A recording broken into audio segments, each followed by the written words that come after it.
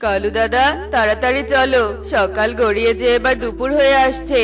এত দেরি করে কাজে গেলে যে মোড়ল মশাই অনেক রাগারাগি করবে। হ্যাঁ টোনা, চল, আমার আজ একটু দেরি হয়ে গেল, কিছু মনে করিস না, কাল থেকে আর দেরি হবে না। ঠিক আছে কালু দাদা, চলো। এরপর কালু কাকা টোনা মোড়লের জমিতে যায় কাজ করতে। আর তারা সেখানে গিয়ে দেখে কবুতর ও তোতা মোড়লের জমিতে কাজ করছে। কবুতর দাদা, তোমরা এখানে কাজ করছো কেন? এখানে তো আমার আর কালু দাদার কাজ করার কথা ছিল। তো আমি জানি না রে টোনা, মোড়ল মশাই আমাকে আর তোতাকে এই জমিতে কাজ করতে বলেছে, তাই আমরা কাজ করছি। তোর যদি কিছু বলার থাকে তবে তুই মোড়ল মশাইকে গিয়ে বল। আচ্ছা বেশ, আমরা মোড়ল মশাইয়ের কাছে যাচ্ছি। এরপর টোনা ও কালু কাক মোড়লের কাছে যায় আর টোনা মোড়লকে বলতে থাকে, মোড়ল মশাই, আমরা আপনার জমিতে কাজ করতে এসেছি, কিন্তু এখানে এসে দেখি কবুতর দাদা আর তোতা আপনার জমিতে কাজ করছে, তাহলে আমরা কাজ করব কোথায়? তোদের কাজ করতে হবে না, তোরা বরং একটা কাজ কর, তোরা বাড়িতে ফিরে যা। মোড়ল মশাই, এসব আপনি কি বলছেন? আমরা বাড়িতে চলে যাব মানে? কারণ আমি চাই না তোরা আর আমার জমিতে কাজ কর। তোরা প্রতিদিন কাজে আসতে দেরি করিস আর কাজে ফাঁকি দিস, তাই আমি ঠিক করেছি কবুতর আর তোতা এখন থেকে আমার জমিতে কাজ করবে, তোদেরকে আর কাজে আসতে হবে না। মোড়ল মশাই, দয়া করে আপনি এমনটা করবেন না, কাজ না করলে যে আমরা অনেক বড় বিপদে পড়ে যাব। আমি তোদের কোনো কথাই শুনতে চাই না, তোরা এখান থেকে চলে যা। এ কথা বলে মোড়ল তার ঘরে চলে যায় আর টোনা ও কালু কাক মন খারাপ করে সেখান থেকে চলে যায়। টোনা, আমরা কাজ না করলে খাবো কি, আর সংসারই বা চালাবো কি করে? স্ত্রী সন্তান নিয়ে মনে হচ্ছে পথে বসতে হবে। হ্যাঁ কালু দাদা, তুমি ঠিক বলেছো, এবার মনে হয় আমরা সত্যি সত্যি পথে বসবো, তাছাড়া আর কোনো উপায় দেখছি না। এসব কথা ভেবে টোনা ও কালু কাক কান্না করতে থাকে। তখন সেখানে প্রকৃতি মাতা প্রকট হয় আর প্রকৃতি মাতা তাদেরকে বলতে থাকে, কি হয়েছে বাছা, তোরা এভাবে কান্না করছিস কেন? তোদের কি হয়েছে আমাকে বল। প্রকৃতি মাতা, আপনি এসেছেন, দয়া করে আমাদের সাহায্য করুন, আমরা যে অনেক বড় বিপদে পড়েছি। কি এমন বিপদ আমাকে খুলে বল দেখি।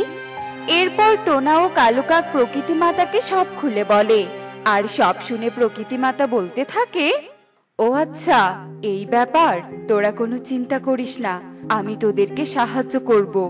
প্রকৃতি মাতা, আপনি সত্যি বলছেন? আপনি আমাদের সাহায্য করবেন? হ্যাঁ, আমি সত্যি বলছি। এ কথা বলে প্রকৃতি মাতা দুইটা আপেল খড় প্রকট করে আর সেই আপেল খড় দুটো প্রকৃতি মাতা একটা টোনাকে দেয় আর অন্যটি কালু কাককে দেয়। এই আপেল খড় দুটো আমি তোদের দুজনকে দিলাম, এই আপেল খড় দুটোই তোদের সব অভাব দূর করে দিবে। এই আপেল খড় দুটো থেকে তোরা দিনে একবার সাহায্য চাইতে পারবি, কিন্তু তোরা দিনে একবার যা সাহায্য চাইবি তাই পাবি, কিন্তু একবারের বেশি কোনো কিছুই চাইতে পারবি না। আর কেউ যদি লোভ করে এই খড় থেকে কিছু চায় তবে এই খড় অদৃশ্য হয়ে যাবে। ঠিক আছে প্রকৃতি মাতা, দিনে একবারই আপেল ঘরের কাছ থেকে সাহায্য চাইবো, আর আমরা লোভ করব না, গরিব ও অসহায় পাখিদের সাহায্য করব। ঠিক আছে, তোরা ভালো থাকিস, আর কোনো বিপদে পড়লে আমাকে স্মরণ করিস। এরপর প্রকৃতি মাতা সেখান থেকে চলে যায় আর টোনা ও কালু কাক দুজন দুটো আপেল খড় নিয়ে বাড়িতে চলে আসে। একি টোনা, এই আপেল ঘর কোথায় পেয়েছো? তোমার কাছে তো ঘর কেনার মতো কোনো টাকা ছিল না, আর তুমি তো কাজে গিয়েছিলে, তাহলে এই ঘর কোথা থেকে এলো? টুনি, আমি তোমাকে সবটা খুলে বলছি, তুমি একটু শান্ত হও।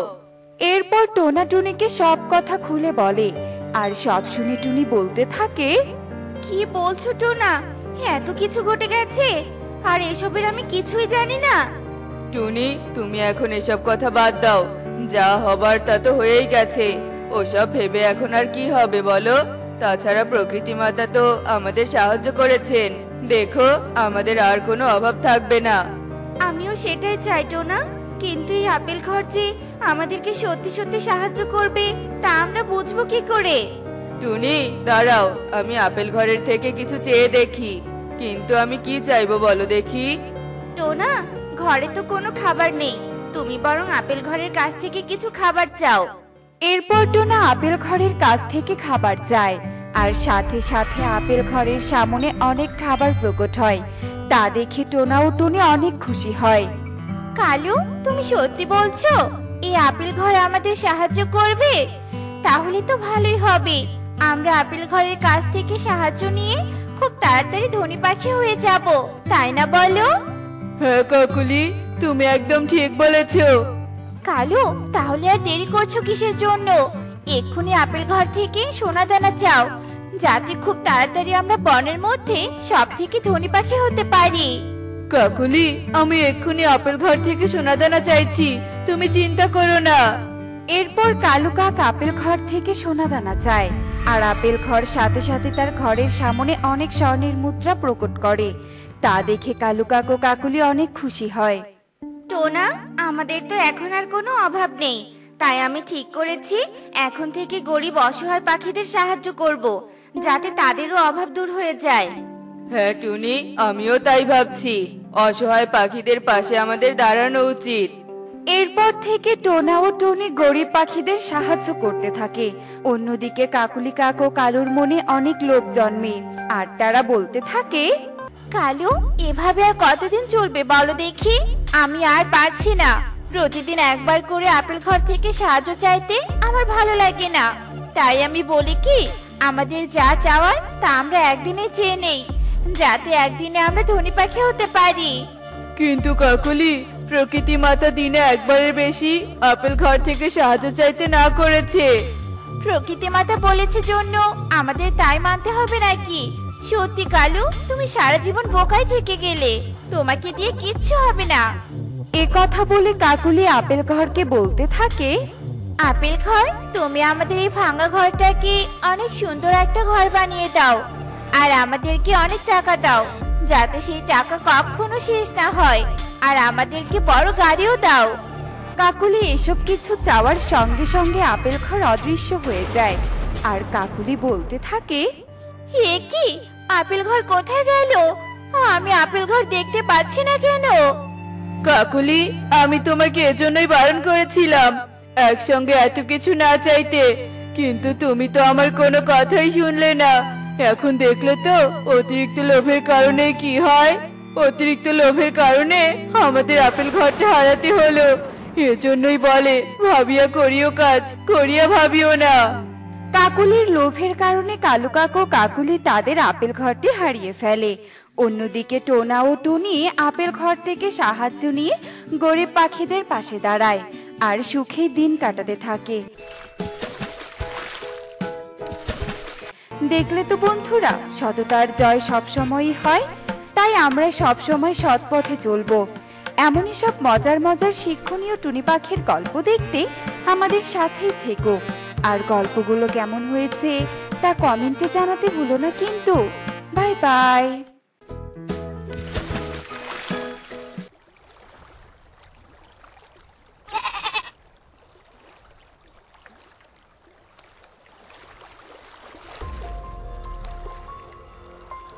আরে, এই শিয়ালের তো মতিগতি আমার একদম ঠিক লাগছে না।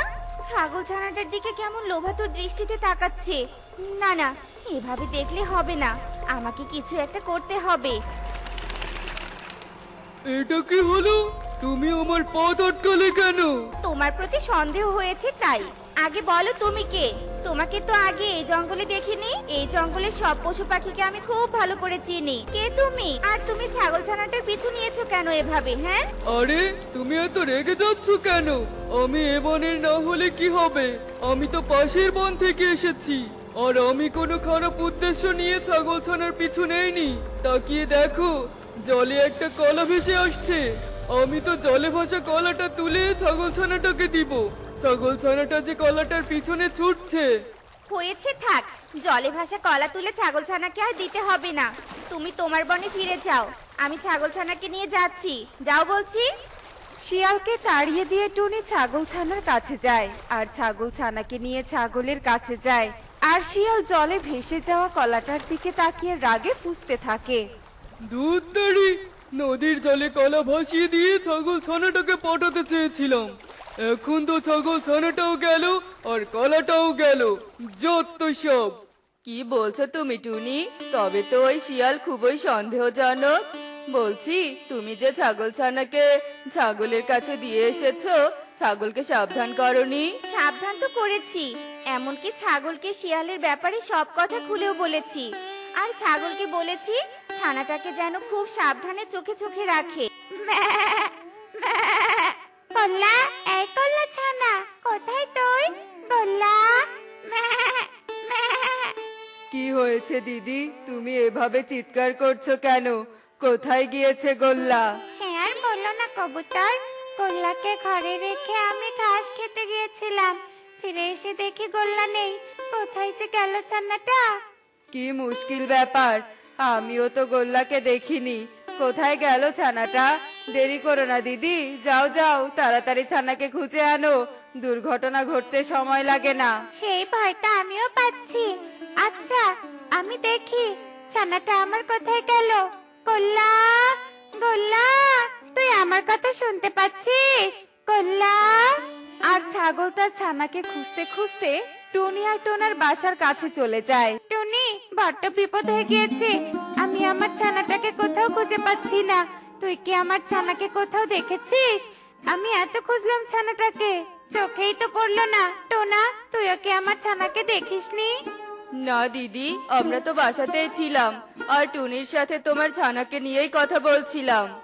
এবার তো আমারও খুব চিন্তা হচ্ছে দিদি, হঠাৎ আবার ছানাটা যাবে কোথায়? কাল তোমাকে এত করে বললাম দিদি, তবু তুমি ছানাটাকে আগলে রাখতে পারলে না। এমনটা তো নয় যে ছানাটা এতক্ষণে শিয়ালের পেটে চলে গিয়েছে। না টুনি, খবরদার তুই একথা বলিস না। আমি আমার ছানাকে কিছুতেই হারাতে পারবো না। আমার ছানা। মন খারাপ করো না দিদি, শান্ত হও। তুমি না হয় ছানাটাকে আরেকটু খোঁজো, আমি যাচ্ছি বনের রাজা সিংহের কাছে বিচার নিয়ে। ছানাটাকে খুঁজে না পেলে তুমিও না হয় বনের রাজার গুহায় যেও, তারপর বনের রাজা নিশ্চয়ই ওই বদমাশ শিয়ালের বিচার করবে। আরে টুনি, যাচ্ছ কোথায়? আগে তো আমার কথাটা শোনো। প্রমাণ ছাড়া রাজামশাইয়ের কাছে বিচার দিলে রাজামশাই যে রেগে যাবেন। আগে প্রমাণ জোগাড় করতে হবে। টুনি শোনো। টোনা টুনির পিছু পিছু যেতে থাকে, আর ছাগল কাঁদতে কাঁদতে তার ছানাকে খুঁজতে থাকে। আর টুনি টোনার কথা না শুনেই রাজার কাছে যায়। আরে টুনি, তুই হঠাৎ আমার গুহায়, কি হয়েছে বলতো? মানে কি কোনো অসুবিধা হয়েছে নাকি? অসুবিধা শুধু নয় রাজামশাই, অনেক বড় অসুবিধা হয়ে গেছে। ছাগলের ছানাকে খুঁজে পাওয়া যাচ্ছে না। আবার আমাদের বনের পাশের বন থেকে একটা শিয়ালও এসেছে। আমার তো মনে হচ্ছে ওই শিয়াল ছাগলের ছানাকে খেয়ে ফেলেছে। কি এত বড় সাহস? অন্য বন থেকে এসে ওই শিয়াল আমার বনের পশু পাখিকে খেয়ে ফেলছে। ওই শিয়ালকে তো আমি উচিত শিক্ষা দিব। সিপাহী, যাও, যেখান থেকে পারো খুঁজে আনো ওই শিয়ালকে। আমাকে আর খুঁজে আনতে হবে না রাজামশাই, আমি নিজেই চলে এসেছি। আসলে এই ছাগল ছানাটা খেলতে খেলতে অনেক দূরে চলে গিয়েছিল, আর পথ হারিয়ে আমার সাথে দেখা হয়েছিল। আমিও তো এই ছাগল ছানাদের বাড়ি চিনি না, তাই আপনার কাছে নিয়ে এলাম। আপনি ছাগল ছানাটাকে ওর মায়ের কাছে পৌঁছে দিন রাজামশাই। আরে বাহ, এই শিয়াল তো অনেক ভালো। আর তুই কি না এত ভালো শিয়ালের নামে এত বড় অপবাদ দিয়েছিলি? সিপাহী, বন্দি করো বদমাইশ টুনিকে, আর ছাগল ছানাকে তোর মায়ের কাছে পৌঁছে দাও। এই রে, এটা কি হলো? ভেবেছিলাম ছাগল ছানাটাকে রাজার কাছে এনে ভালোই সাজবো, তারপর যখন ছাগল ছানাটাকে পৌঁছে দিতে বলবে তখনই ছাগল ছানাটাকে খেয়ে ফেলবো, আর আমারও কোনো দোষ হবে না। আমি এই বনেও থাকতে পারবো। এখন তো দেখছি কেচ পুরোটাই উল্টো। কবে যে আবার ছাগল ছানাটার খাওয়ার সুযোগ আসবে? আরে শিয়াল, তুমি কি ভাবছো? তোমার আর কোনো চিন্তা নেই। এখন থেকে তুমি নিশ্চিন্তে এই বনেই থাকতে পারবে। এটাই হলো তোমার পুরস্কার। তোমার কারণেই এই অবুঝ ছানাটা বেঁচে গেল। সিংহের কথা শুনে শিয়াল খুব খুশি হয়। আর এসব কাণ্ড টোনা দূরের এক গাছ থেকে দেখতে পায়। টুনিকে বন্দি অবস্থায় দেখে টোনা কিছু বুঝে উঠতে না পেরে দ্রুত সুখী পায়রার কাছে যায় আর পুরো ঘটনা খুলে বলে।